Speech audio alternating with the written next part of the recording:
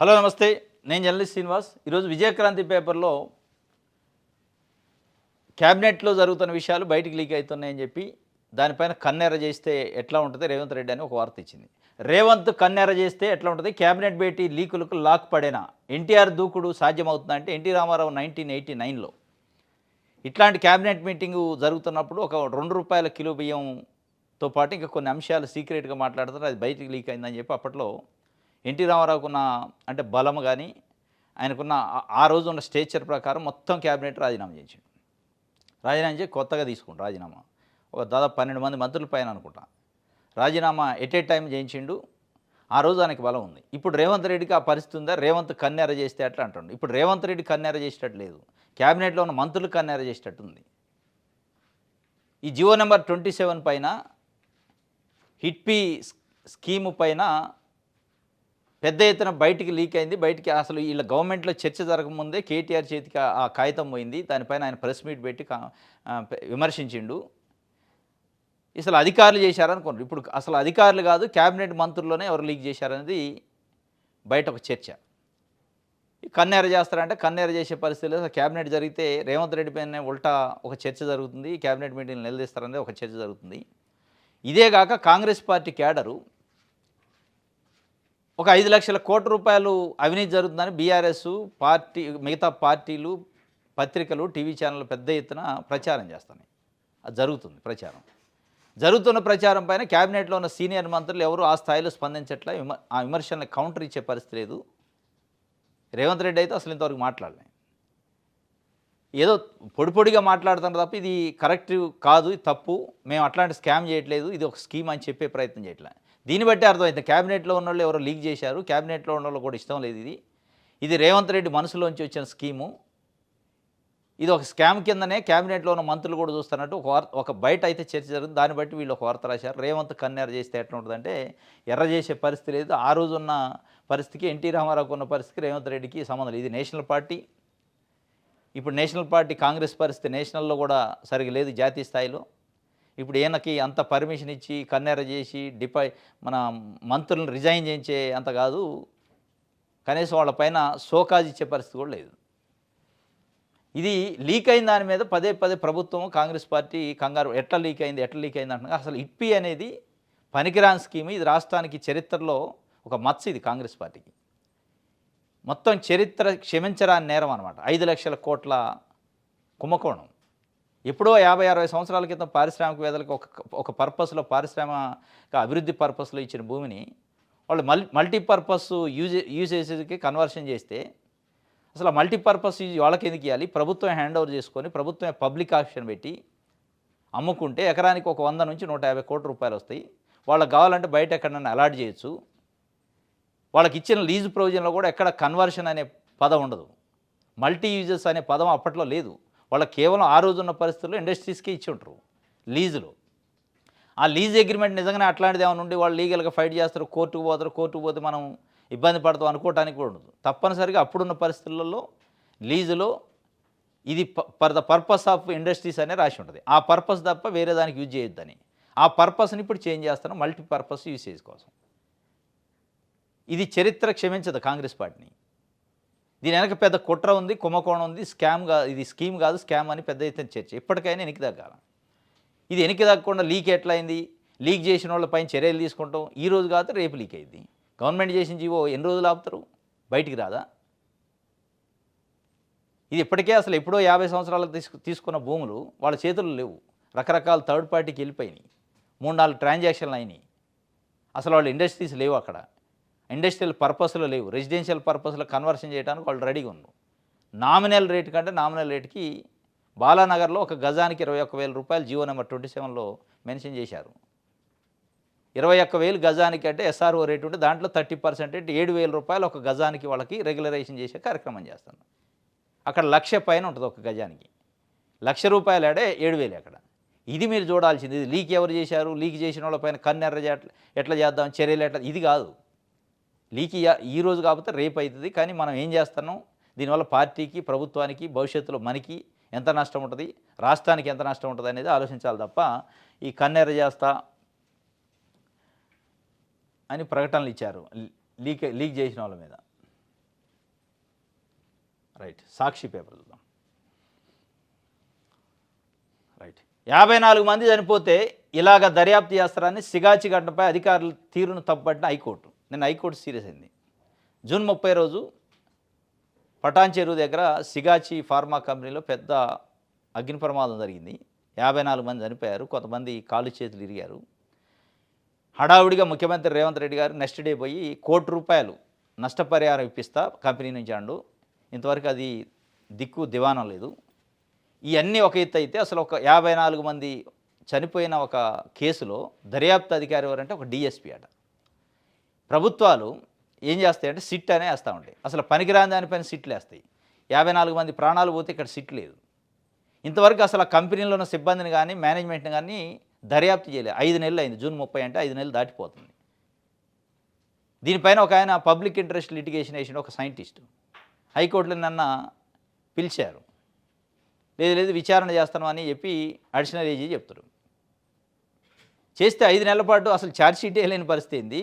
కంపెనీలో ఉన్న ఒక సిబ్బందిని కూడా ప్రశ్నించకపోతే ఏం తెలుస్తుంది? ఇప్పుడు సీన్ ఆఫ్ అఫెన్స్ ఎక్కడ జరిగింది? అక్కడ కనీసం అఫెన్స్ జరిగిన దగ్గర ఉన్న ఉద్యోగులను, సిబ్బందినో, దానికి సంబంధించిన మేనేజ్మెంట్ను ప్రశ్నిస్తే కదా బయటకు వచ్చేది. ఫైర్ డిపార్ట్మెంట్ ఇంతవరకు ప్రశ్నించలే. ఇండస్ట్రియల్ సెక్యూరిటీ డిపార్ట్మెంట్ ఇంతవరకు ప్రశ్నించలే. మరి ఏం చేస్తారు 5 నెలల నుంచి? దీని వెనక ఏదో జరుగుతుంది, పెద్ద కుట్రే జరుగుతున్నాడు, దీన్ని తప్పించే కార్యక్రమం. ఇదంతా ఒక ఎత్తు. గవర్నమెంట్ ప్రాక్టీస్లో వాళ్ళకి ఇప్పిస్తానన్న డబ్బులు ఇప్పించే పరిస్థితి లేదు. ఈ మధ్యకాలంలో అరెస్ట్ చేశారు దాని ఎండీని. ఇంతవరకు ఆయన గుర్తించలే, ట్రేస్ అవ్వలే. ఫోర్స్ వచ్చిన తర్వాత, మీడియాలో అది వచ్చిన తర్వాత ఆయన మొన్న అరెస్ట్ చూపించారు. దీనిపైన నేను హైకోర్టు సీరియస్ అయింది. సిగాచి ఘటనపై అధికారి తీరును తప్పుబట్టిన హైకోర్టు 237 మంది సాక్షులను విచారించినా దర్యాప్తు కొలికి రాలేదా? ఘోర ఘటనకు కారణం బాధ్యులు ఎవరో ఇంకా గుర్తించలేదా? డిఎస్పీ స్థాయి అధికారికి దర్యాప్తు అప్పగించడం ఏమిటి? పిల్పై విచారణ సందర్భంగా హైకోర్టు ప్రశ్నలో విచారణ 9కి వాయిదా ఇచ్చింది. హాజరు కావాలని ఐఓకు ఆదేశం. ఇన్వెస్టిగేషన్ ఆఫీసర్ ఐఓ ఎవరు? మళ్ళీ ఆయన ఉంటాడు డిఎస్పీ. చాలా పెద్ద ఇష్యూ ఇది. ఐఓ డిఎస్పీ చేసే ఐఓ కాదు ఇది. దీనికి ఒక సిట్ ఉండాలి, స్పెషల్ ఇన్వెస్టిగేషన్ టీం ఉండాలి, ఒక ఫాస్ట్ ట్రాక్లో జరగాలి. దీన్ని మొత్తానికి మసిబూసి పక్కన పెట్టే కార్యక్రమం, మూసేసే కార్యక్రమం చేస్తున్నట్టు అనిపిస్తుంది. ఇది ఒక వార్త సిగాచికి సంబంధించి. ఇంకోటి, హైడ్రా కమిషనర్ రంగనాథ్ని నిన్న హైకోర్టు మళ్ళా వార్నింగ్ ఇచ్చింది. కోర్టు ఉత్తర్వులు అంటే ఆటలుగా ఉందా అని చెప్పి ఆయన బెదిరించింది. అవసరమైతే పిలిపించి కోర్టులో ఒక మూల నిలబెడతాం 10:30 నుంచి 5 వరకు. లేదు నువ్వు జైల్లో ఉంటావో బయట ఉంటావో తేల్చుకో అని కూడా సీరియస్ అయింది. బతుకమ్మకుంట ల్యాండ్కి సంబంధించి హైడ్రా కోర్టు ఒక ఆర్డర్ ఇచ్చింది, స్టేటస్ కో మెయింటైన్ చేయండి అని. ఒక అతనిది భూమికి సంబంధించి స్టేటస్ కో తెచ్చుకున్నాడు ఆయన. దాంట్లో డైరెక్ట్ కోర్టు ఆర్డర్ని పక్కన పడేసి ఆయన డైరెక్ట్ ఇన్వాల్వ్ అయ్యిండు. దానిపైన ఆయన కంటెంప్ట్ ఆఫ్ కోర్ట్ వేస్తే ఇంతవరకు అటెండ్ కావాలని 3 times నోటీస్ ఇస్తే అటెండ్ కావట్లేదు. నేను సీరియస్గా చెప్పింది, 5th డిసెంబర్ నాడు అటెండ్ అవుతావా, ఎన్బిడబ్ల్యూ అంటే వారెంట్ ఇష్యూ చేయాలన్నా, నాన్ బెయిలబుల్ వారెంట్ ఇష్యూ చేయాలా, లేదంటే ఇష్యూ చేసి జైలుకు పంపాలన్నా వస్తావా అని సీరియస్ అయింది. అయినప్పటికీ ఆయన కదిలే పరిస్థితి లేదు. ఆయన చిన్న సానుభూతి చూపించిండు కోర్టు పైన. నేను వస్తే కోర్టులో అందరికి డిస్టర్బెన్స్ అయింది, భద్రతా సమస్య అయింది, అందుకే రావట్లేదు అంటే సీరియస్ అయింది కోర్టు. మా మీద నువ్వు చూపించే సానుభూతి అవసరం లేదు, కానీ నిన్ను పిలిపించాలనుకుంటే గంటలలో పిలిపిస్తాం. ఎందుకంటే జగన్మోహన్ రెడ్డి లాంటి వాడు మాజీ ముఖ్యమంత్రి సిబిఐ కోర్టుకు వస్తే నిజంగానే ఆ కాల్స్తోనైతే ఆయన అసలు రానియదు కోర్టుకి. మరి అంతకంటే పెద్ద సెలబ్రిటీయా మీరు వస్తే జనాలు ఎందుకు వస్తారు? మీరు వస్తే మీరు తప్ప జనాలు ఎందుకు వస్తారు మీ అంట? ఆయన తప్పించుకునే ప్రయత్నం చేస్తాడు కంటెంప్ట్ ఆఫ్ కోర్టులో. December 5th రోజు ఆయన బాబుతో ఎన్బిడబ్ల్యూ ఇష్యూ అయ్యింది, గ్యారంటీకి వారెంట్ ఇష్యూ అయ్యే పరిస్థితి ఉంది, అరెస్ట్ వారెంట్. ఇప్పటికే చాలాసార్లు సివార్డు పెట్టింది. రోజుకు 10 పిటిషన్లు వస్తున్నాయి హైడ్రా పైన. 10 నిన్న కూకట్పల్లి దగ్గర నల్ల చెరువాట. పాపం వాళ్ళ ఆవేదన వీడియోలలో చూస్తుంటే, మా దగ్గర పేపర్లు ఉన్నాయి సార్ కనీసం చూడండి, నెట్టేసి జేసీబీ పెట్టి కూల్చేశారు పాపం, బలవంతంగా పోలీసుని పెట్టి, హైడ్రా సిబ్బంది పోయి. అంటే పేదోళ్ళు అనేటప్పటికి అంత చులకన అనమాట. వాళ్ళ పేపర్లు చూడరు, రిజిస్ట్రేషన్ డాక్యుమెంట్లు చూడరు, పర్మిషన్ డాక్యుమెంట్లు చూడరు, ఏది చూడరు, డైరెక్ట్గా కూల్పుడే. అదే పెద్దోళ్ళ కాడికి పెట్టే వాళ్ళకి నోటీసులు ఇస్తారు, కోర్టుకు పోయే అవకాశం ఇస్తారు, కోర్టు నుంచి ఆర్డర్ తెచ్చుకుంటే ఆర్డర్ ఉందని చూపిస్తారు. అక్కడే కోర్టుకి హైడ్రా రంగనాథ్ వ్యవహార తీరుపైన, ఆయన వ్యవహరిస్తున్న వ్యవహార శైలిపైన అనుమానం ఉంది.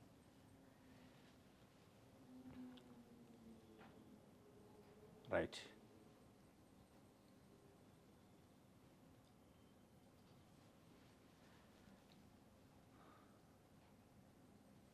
ఆంధ్రప్రభ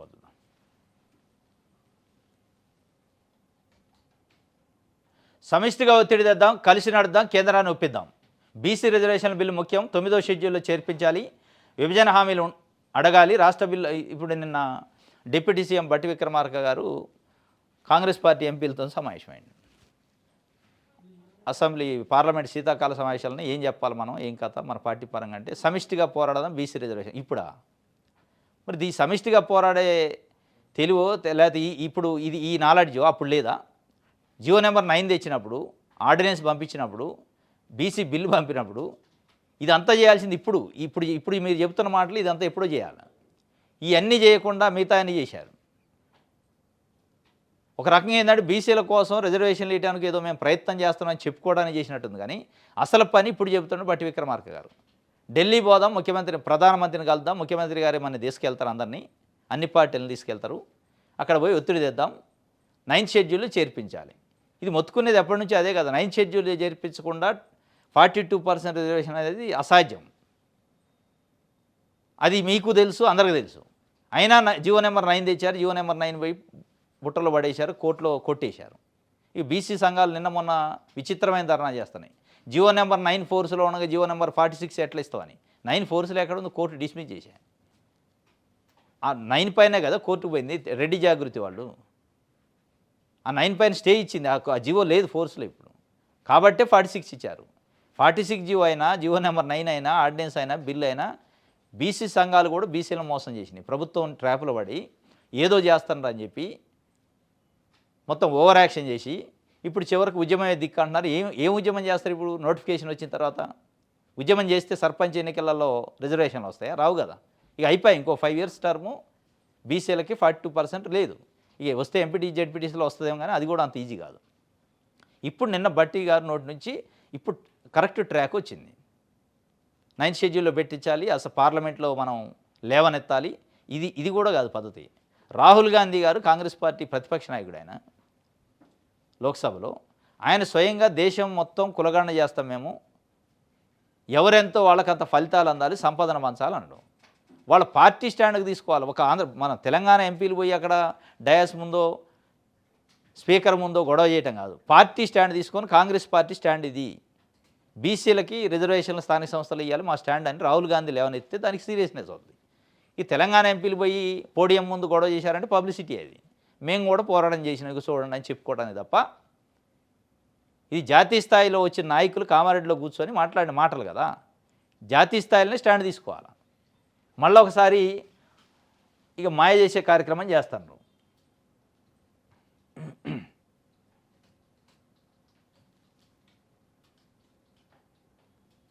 రైట్. ఆంధ్రజ్యోతి చూద్దాం.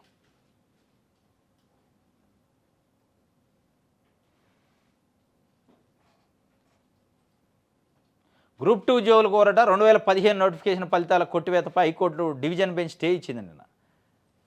మన సింగిల్ జడ్జి ఏమో కొట్టేసింది, గ్రూప్ 2 ఫలితాలు మొత్తం రద్దు చేసి పడేయండి, కొత్తగా మళ్ళీ ఇవ్వండి, వైట్నర్ పెట్టిన వాళ్ళు కొంతమంది ఉన్నారని. దానిపైన అప్పీల్కి పోయారు వాళ్ళు. అప్పీల్కి పోతే డివిజన్ బెంచ్ లేదు ఫలితాలు అట్లా ఉండాల్సిందని ఒక స్టే ఇచ్చింది. మళ్ళీ సుప్రీంకోర్టుకు పోతుంది, ఇష్యూ ఏముండదు.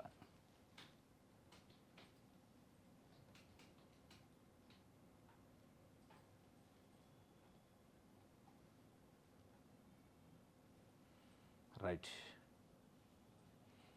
ఇది ఈరోజు న్యూస్ అనాలిసిస్. రేపు తాజా వార్తలతో తిరిగి కలుసుకుందాం. Thank you.